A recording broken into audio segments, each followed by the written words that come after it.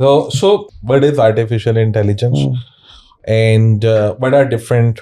How do we classify it? What are different models or types of artificial intelligence are there, and what types are right in now in the developing phase? जो भी चीजें technologies develop हो रही हैं, तो and how is it different than human intelligence? तो इसके बारे में थोड़ा सा explain करें.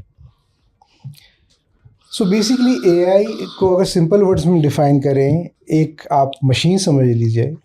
It's a machine which is smart enough compare to human और act like human. That is actually artificial intelligence. Okay. ठीक है.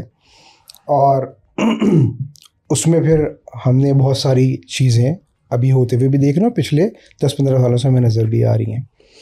That is actually artificial intelligence. अब उसमें डिफरेंट उसकी टाइप्स हैं, और उसमें आर्टिफिशियल नैरो इंटेलिजेंस है, आर्टिफिशियल जनरल इंटेलिजेंस है, एंड आर्टिफिशियल कैपेबल और कॉन्शियस इंटेलिजेंस है.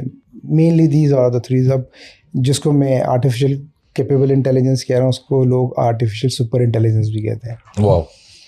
तो ये एक्चुअली तीन इसकी जहाँ तक मैंने अभी तक पढ़ा है, because I am still in a learning part. It's a very vast field.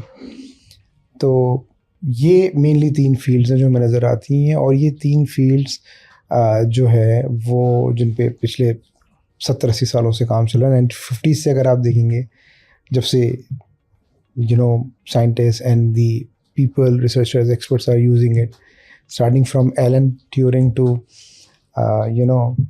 the Sam Altman or Elon Musk. Okay, so हमने तो ChatGPT 2 साल पहले देखा, and you were telling us that research in this area started back in 1950s. Yeah.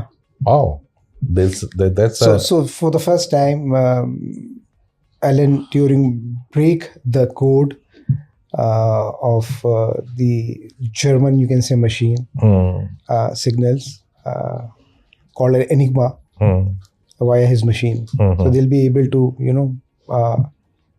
catch the signals and the information which they are sending from one place to another.